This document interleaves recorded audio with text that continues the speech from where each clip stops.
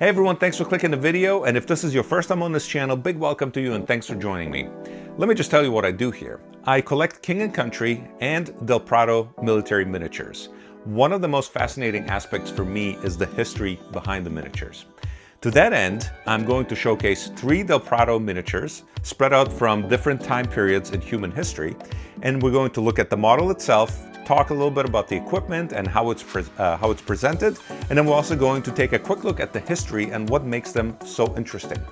As we go through this, it would be super helpful for you to click the like button and even subscribe to see more of these videos. It really helps me build an audience and get this information out across the masses.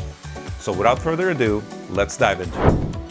Okay guys, the first soldier we're going to look at today is a private first class of the Romanian 13th Infantry Division from 1941.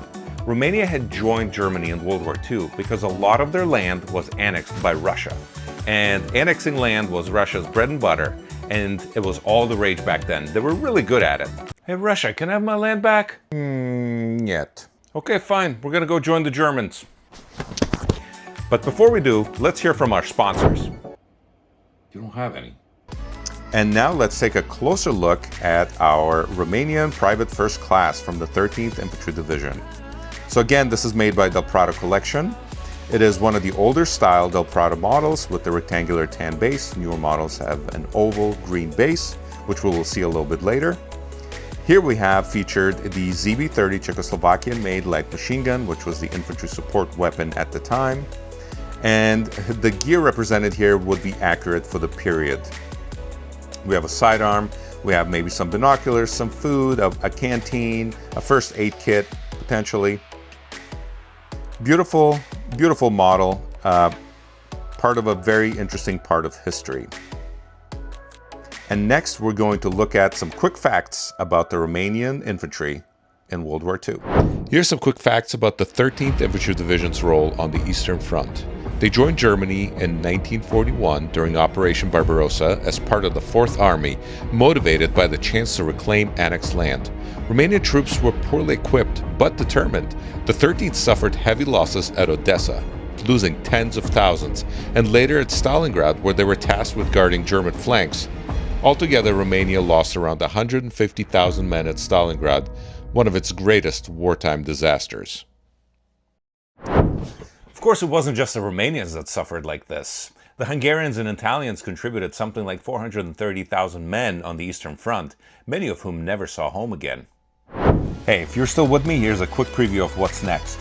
Here we have a Dutch-Belgian light infantryman from the Napoleonic era, and right behind him is a legionnaire from the French Foreign Legion of 1914. Let's dive right in. All right, let's kick things right off with our Dutch-Belgian light infantryman from 1801. So here he is featured with his carbine, which is a shorter, handier rifle for harassment and skirmishes. Light infantry have to be very mobile. In the back, we have a saber and a bayonet. The beautiful blue uniform is accentuated with red epaulettes, a red collar, and other red highlights throughout. The cylindrical top hat here is called a shako. It has a plume and cords, which is very typical of the time. And this is one of the newer models. It's got the oval green base and the distinctive white cross belts. This particular model is missing the ammo pouch. It was purchased this way. On eBay, Del Prado figures go anywhere between $7 to upwards of $40 for some of the more rare, more highly detailed models. It really is a beautiful piece, and it fits very well with any other Napoleonic era pieces. Next, let's dive right into some of the history about this unit. Light infantry were the specialists of their time, a precursor to modern riflemen.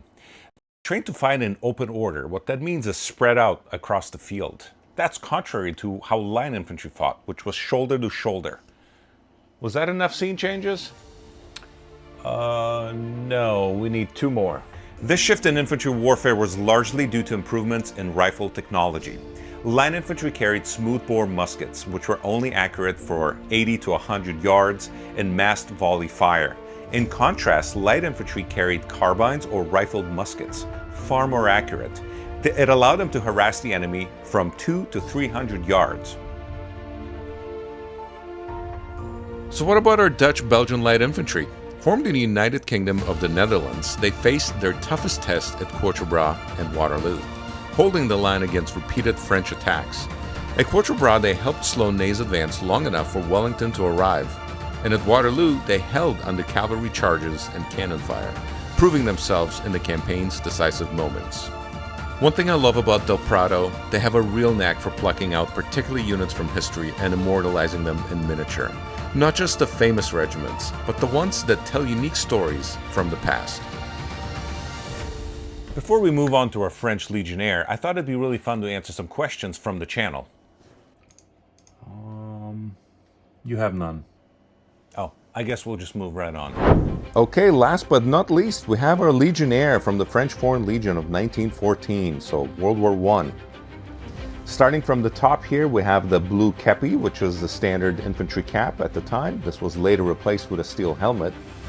In the back, we have the backpack with the bedroll, the mess kit, and an entrenching tool. Belts and ammo pouches all throughout. This rifle here is a model 1886 Lebel rifle. It has the long needle bayonet, which the French nicknamed Rosalie. I thought that was very interesting. This is one of the older style Del Prado models. We can tell because of the rectangular tan base. And as far as detail, it's not one of the most detailed pieces.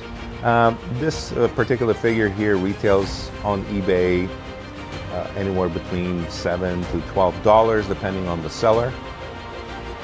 But it is a very interesting piece because it represents a very interesting military. The French Foreign Legion has a lot of history, and it is well deserved. And we're going to take a look at that right now. I just want to say that trying to cover the history of the French Foreign Legion in a short video like this is impossible. Instead, I want to focus on some key aspects of their organization and some key battles that they had a role in World War I. The French Foreign Legion has a long history that spans back centuries, and they have earned a reputation as being one of the toughest, most resilient military organizations on the planet. Let's take a look at why. Arguably one of the most famous things about the French Foreign Legion is how they recruit.